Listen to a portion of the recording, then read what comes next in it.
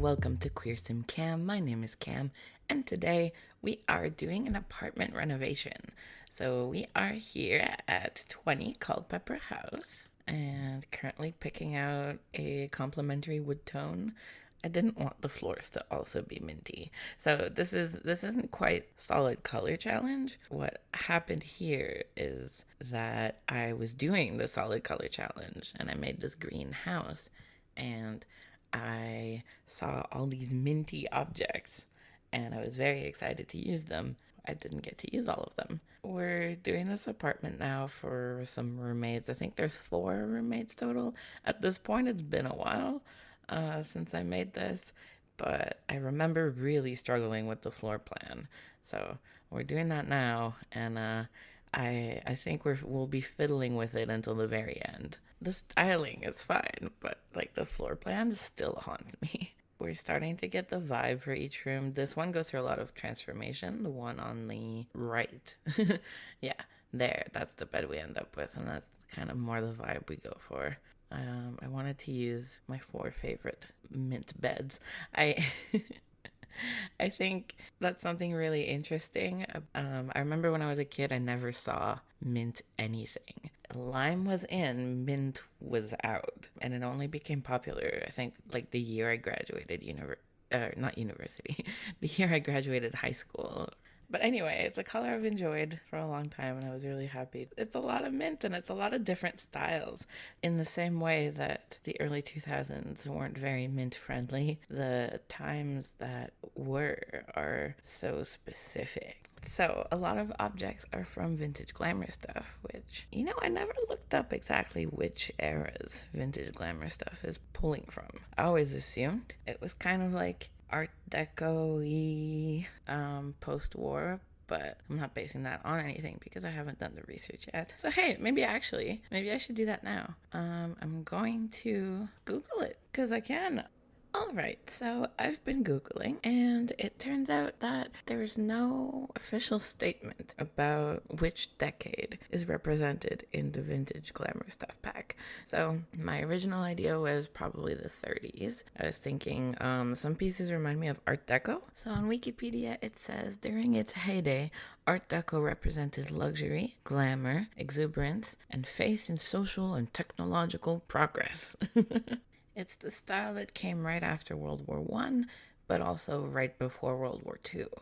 So in a way, it was trying to say, hey, look everybody, everything's good again, but also we can't go back to Art Nouveau. That was before the war, and none of us are the same.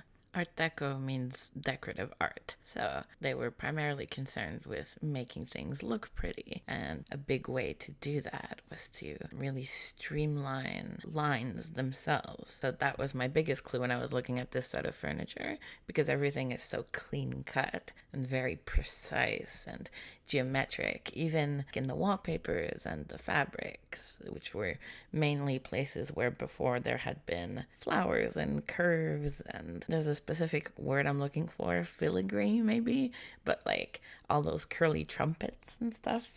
Something else interesting while I was doing research about this pack is that some people seem to think that there were actual Asian elements in like the furniture and the style. And although I'm sure some of the pieces could be used for that, what actually happened is that they used a lot of chinoiserie or japonisme, where they'd like pick a country and would be like, okay, kind of like this-ish. There's a lot of cultural appropriation going on within art and within architecture and illustration and fashion, textiles. This was after the printing press, so even people who couldn't travel out to these places could theoretically pick a book and just know stuff, except that everyone who wrote these books was like really racist.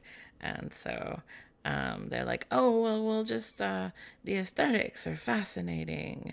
It makes us seem high class to have things that look like they're from away.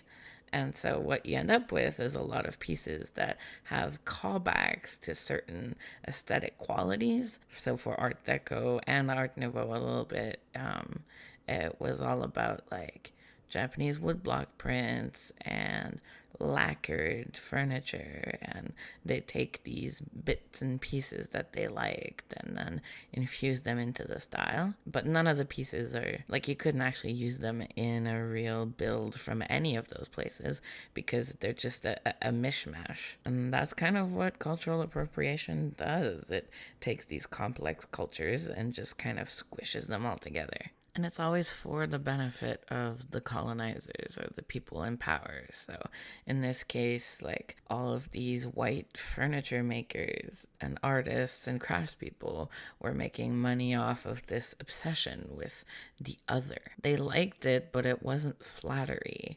It was still like a weird power move. In that sense, it's quite possible that all of this mint is actually inspired by the colors of jade. We'll come back to that, but something that's also interesting is that the other style that has the most mint in the game is the style of furniture that came with pets and dogs.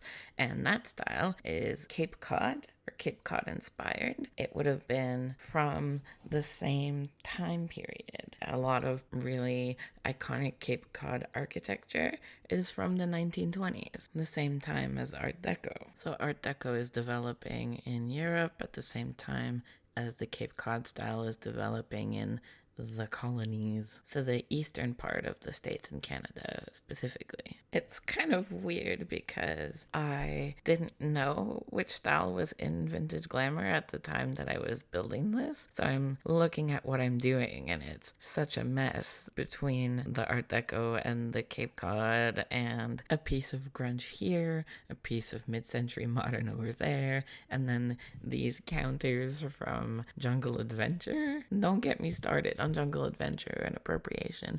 I am going to make an actual video about this, but for now, there's a mint swatch, and I don't know why yet. So I'm not too sure what's going on with that kitchen. These cupboards are so high up. I have no idea who could use them. The Minty appliances and like microwave and stuff, they're all very retro, so they're very 1950s, but I wasn't quite aiming for a 1950s kitchen because of these specific countertops and stuff. So I ended up going for like eclectic, livable, maybe the set of Friends, like, you know, that nondescript contemporary style where we take every decade that's come before now and just squish them all together. You know, like that. There are some good kitchen accessories that come in mint from the pack Parenthood because their counter also has a minty swatch. But in their case, it's more of a cottage style, country style green that would have been more inspired by the Cape Cod style than by Art Deco. Because those green appliances are definitely inspired by Art Deco.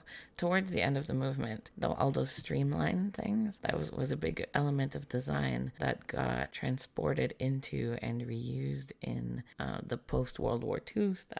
So much like Art Deco couldn't quite let go of Art Nouveau, the style in the 50s couldn't quite let go of the style in the 30s once the war was over. Wish I knew what that style was called right now. The mint from Discover University, I would think, is contemporary. It's in there because it's popular right now. It's harder to trace it back to other movements because things that are currently happening are pretty hard to label. There is, however, no excuse for putting that bar height table with those cats and dogs bar stools. That is horrendous on purpose, and I'm not sorry. So we have one bedroom that's entrenched in that Art Deco style. Then we've got one that is very cats and dogs, Cape Cod, grandma style, some people call it. And then we've got two more contemporary ones. One that's like white and mint and clean and the type of contemporary that people often call modern. Very Instagram style. And then the other one is also contemporary, but it's a lot more colorful and wild. That one's a lot of fun. That one's the one that if I was living here, I would live in that one. I might have been a bit overly invested in detailing that one. And then they each have their own bathroom, I think. Yeah, and then there's also a public or like a communal bathroom. I had so much space. And I used it so poorly. I do like that the floors match the wallpaper in this particular eyesore of a bathroom, though. Very good. It's hard to talk about the build normally in this case because I jump around the entire apartment so much that I don't know when to talk about what. So I've just been talking about the history of the color mint in interior design. um, but I mean, I find that stuff fascinating. So, uh, but I think the toughest area by far was the common area because that's where all the leftover pieces went to die, um, or get further squanched and mixed with their neighbors.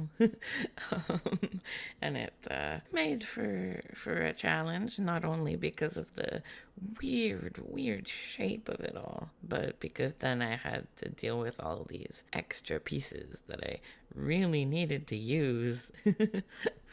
Like those plant pictures from Tiny Living that are suddenly there. Do we even keep those? And you get an extra chair, and you get an extra chair. The bathroom was kind of tough because compared to the other ones, it was pretty nondescript. Like all the other ones have a specific style, and then this one is just like pink and a light wood. I like this little computer desk area, though. It's the only computer in the apartment, so it made sense that they all had access to it. And then the living room was a nightmare of its own. Between the shape of it and the things I wanted and the things it needed, and the mint started looking blue, and I wanted the couch from Discovery University, but also the one from City Living, and then it started poking out of the building.